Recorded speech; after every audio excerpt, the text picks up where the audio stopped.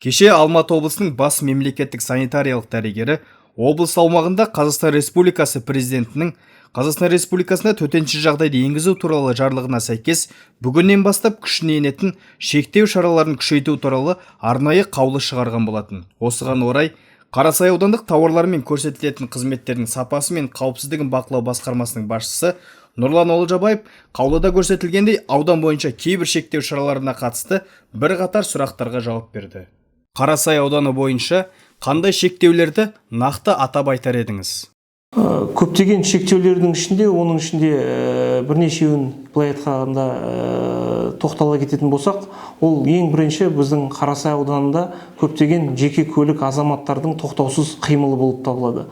Оның ішінде осы қаулының негізінде жеке көлік, басқа көліктер және адамдардың Алматы облысы аумағы бойынша аудандар мен қалалардың арасында карантиндік аймақтардан өткен жерлерден келесілерді қоспағанда өтуіне шектеу енгізілген.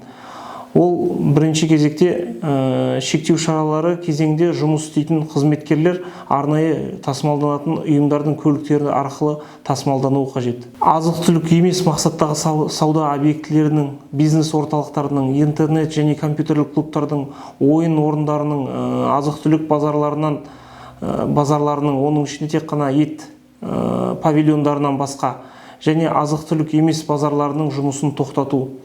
Меншік нысанына қарамастан мектепке дейінгі балалар мекемелері қызметін тоқтата тұру. Полиция бекетін орната отырып, халықтың жаппай жиналатын орындарында, ол саябақтар, скверлер, спорт алаңдары, үй жанындағы балалар ойындарын барлығына тыйым салу. Діни мақсаттағы объектілерді, ол мешіттер, шіркеулер тағы басқаларын тоқтата тұру. Азық-түлік дүкендері мен дәріханалардың санитариялық дезинфекциялық режимін күшейте отырып, әдеттегі режимде жұмысын жалғастыру. Нан, тоқаш және кондитерлік өнімдерді тек бұйып түйілген түрінде сату. 65 жастан асқан азаматтардың көшелерде жүріп тоқтатуын шектеу жүріп тұруын. Оларға тек қана бүгінгі таңда жастар орталығымен ұйымдастырылған волонтерлардың көмегімен дәрі-дәрмек өміріне қажетті азық-түліктерді тасымалдау арқылы қамтамасыз ету тасымалдаумен. Сонымен қатар, егер тек қана зейнетақы төлемдерін баруға ғана рұқсат етіледі. Кәмелетке толмағандардың, ересектердің қарауынсыз өз бетінше жүруіне тыйым салу. Бір отбасынан басқа топтармен 3 адамнан артық қоғамдық орындарда болуына тыйым салу. Қонақ үй жайларында осы отбасылық іс-шараларды жүргізілуіне тыйым салу. Жерлеу іс-шараларын 30 адамнан аспайтындай кемінде 2 метр қашықтықта сақтай отырып өткізуді ұйымдастыру. Адамдар көп жиналатын жерлерде қоғамдық көліктерде бетпердесіз жүруге тыйым салу шектеулері енгізілген. Аудан ішінде қандай нысандардың жұмыстары толығымен тоқтатылды? Ол жұмысы әдеттегі режимде жалғастырылған азық-түлік бөлімдерін, дәріханаларды қоспағанда, ірі сауда объектілеріндегі сауда ойын-сауық орталықтары, сауда үйлері, отбасылық демалыс орындары, әмбебап және азық-түлік емес базарлары, оның ішінде осы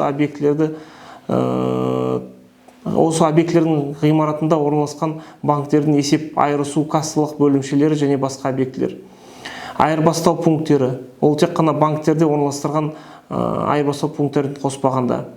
Шектеу іс-шараларына қатысатын тұлғаларды және карантинге оқшауланған азамат тұлғаларды орналастыруға тартылған объекттерден басқа қонақ үйлер мен хостелдерді. Бас мемлекеттік санитариялық дәрігердің қолданыстағы қаулысына сәйкес онлайн тапсырыс ұйымдастырылған және жеткізуді ұйымдастырған тек қана қоғамдық тамақтану объектілері. Түнгі клубтар, барлар, кальян барлары, білім беру орталықтары, үйірмелер, осылардың барлығы. Ойын-сауық объектілері, оның ішінде компьютерлік клубтар, бильярд клубтары, тағы басқалары. Барлық меншік нысандағы спорт объектілері, фитнес, бассейндер болсын және тағы басқалары. Қызмет көрсету саласылар ол шаштараздар, сұлулық салондар, массаж орталықтары, моншалар, тағы басқалары. Қандай нысандардың қызметі уақытша тоқтатылмайды? Келесі объектілерді қызметін уақытша тоқтатуға тұруға жатпайды. Ол меншік нысанына қарамастан медициналық ұйымдар, оның ішінде стоматологиялық ұйымдар, өнеркәсіптік, өндірістік кәсіпорындар және тыныс-тіршілікті қамтамасыз ету объектілері, ол жылу, энергия, сумен жабдықтау, тамақтану және тағы басқалары. Көктемгі егіс, ауыл шаруашылығы, құрылыс және жол жұмыстарын жүргізуге байланысты. Дәріханалар, оның ішінде ветеринарлық және азық-түлік дүкендері, олардың жұмысы әдеттегі режимде жалғасуы мүмкін. Көлік құралдарының қосалқы бөлшектерінің сатылуы, тауарларды босату тек алдын ала тапсырыс бойынша, дүкенге тікелей бармай тапсырыс берілген тауарларды сатып алушылар келген соң бере отырып жүргізілуі тиіс.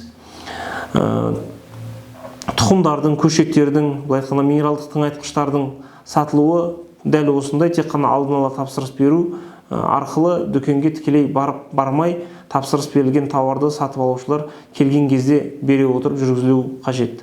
Ресми такси қызметі ол үшін көлік тиісті белгілермен, арнайы дойбымен жабдықталу және жүргізушінің жеке басы туралы ақпарат жолаушыға көрнекі орында, оның ішінде жүргізушінің деректері, аты жөні дегендей. Сонымен қатар кәсіпорынның деректері, телефон нөмірі, атауы, автокөліктің нөмірі ұсынылуы тиіс. Олардың толықтырылуы бойынша бір отбасы мүшелерін қоспағанда жеңіл көлік толтырылуы 3 адамнан ол жүргізушіні қоса алғанда аспауы тиіс.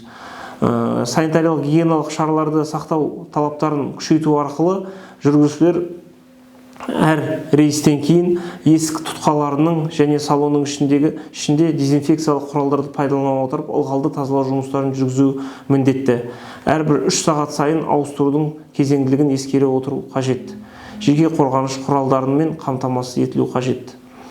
Елді мекен ішіндегі қоғамдық көлік, ол қалалық және аудандық автобустардың толымдылығын отырғызу орындарының 40%-нан аспауы тиіс. Қоғамдық көлікте қорғаныш маскасыз кіруге тыйым салынады. Дезинфекциялық және жуу құралдарын қолдана отырып, әрбір рейстен кейін тазалық жұмыстарын жүргізіп отыру қажет.